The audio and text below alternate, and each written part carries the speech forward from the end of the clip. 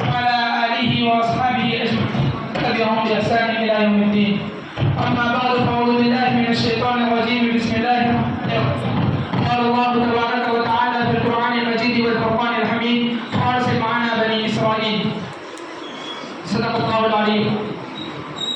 मोहतरम अज़ीज़ साथियों और बच्चों, अल्लाह तबारक व तआला की जानिब से हमें बहुत सारी नेमत रोज़ाना मिलती रहती है और उसी में से एक नेमत जो हमें दस्तयाब हुई है, हमें मिली है,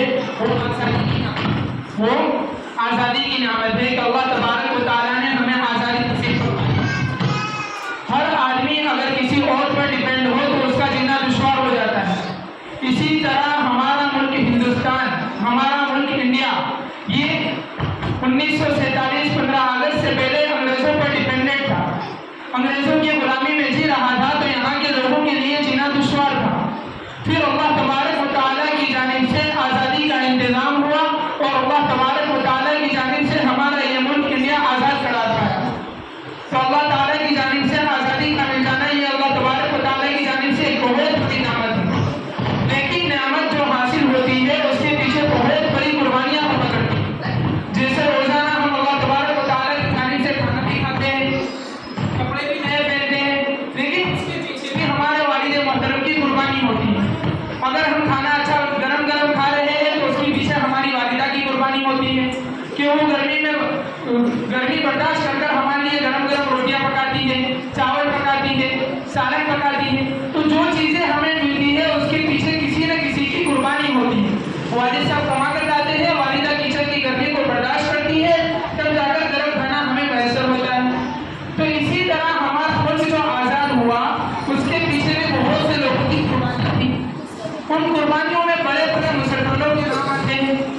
जैसे कि अभी अपना प्रोग्राम पेश किया तो उसमें ये बात थी कि सन 1857 में सबसे पहली क्रांति वजूद में आई, लेकिन उससे भी पहले सन 1757 में नवाब सिराजुद्दौला की जो जंग हुई थी प्लासी के मैदान में, तो सबसे पहला मुसलमान हिंदुस्तान की आज़ादी में शहीद होने वाला वो नवाब सिराजुद्दौला है। लेकिन अपने ही कुछ गद्दारों की बुनियाद पर उनको शिकस्त का सामना करना पड़ा। इससे हमें ये सबक मिलता है कि अगर हमारा कोई भाई हमारे लिए या सबके लिए अच्छा काम कर रहा है तो दरमियान में टांग मारनी चाहिए नहीं, कि उसकी वजह से सिर्फ उसका नुकसान नहीं होगा बल्कि हम सब का नुकसान होगा। उसी के साथ साथ जब सन 1757 में नवाब सिराजुद्दौला ये शिकस्त खा चुके तो उनके बाद 1799 में शेर मैसूर टीपू सुल्तान खड़े हुए और वहाँ भी अंग्रेजों के खिलाफ लड़ते हुए अपने ही गद्दारों की वजह से शहीद हो गए। तो सबसे पहला नाम था नवाब सिराजुद्दौला, दूसरे नंबर पर शहीद होने वाले मुसलमान का नाम है टीपू सुल्तान। याद रहेगा आप सबको? अगर कोई पूछे आपसे कि जंग आज़ादी में कुर्बानी देने वाला सबसे पहला कौन था तो फिर जवाब दोगे नवाब सिराजुद्दौला। क्या दोगे? दूसरे नंबर पर शहीद होने वाला कौन था? नवाब सिराजुद्दौला और टीपू सुल्तान जब शहीद हुए उसके बाद जंग आज़ादी मुस्तकिल शुरू हुई। उसके बाद जंग आज़ादी शुरू हुई और वो शुरू होने के बाद 1857 में बड़ी क्रांति नहीं हुई और 1857 में भी बहुत से मुसलमानों ने कुर्बानियाँ दी। तकरीबन 50,000 उलमा शहीद हुए। कितना उलमा शहीद हुए? दिल्ली से लेकर लाहौर तक शहीद हुए। कहाँ तक शहीद हुए?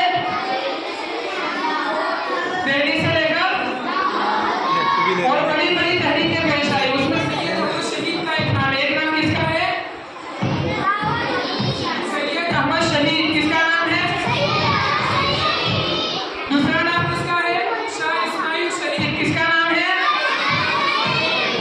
उसके बाद शेखुल हिंद का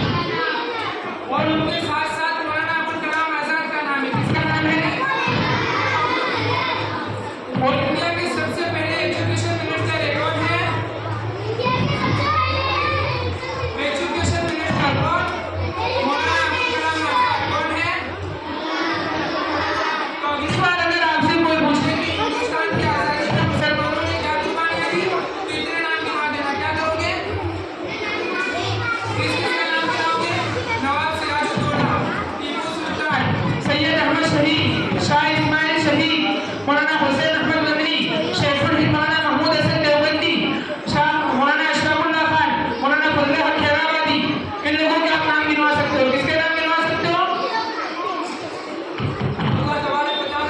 हमें इस मुल्क के लिए आज़ादी में जो हमने कुर्बानियां दी है उस पर कमा हकों को करने की तौफीक अता फरमाए, और जिस मकसद के खातिर हमने अपने इस मुल्क को आज़ाद करवाया था उस मकसद को पूरा करने की तौफीक अता फरमाए। एक मरतबा झंडा ऊंचा करो सब, झंडा ऊंचा करो सब।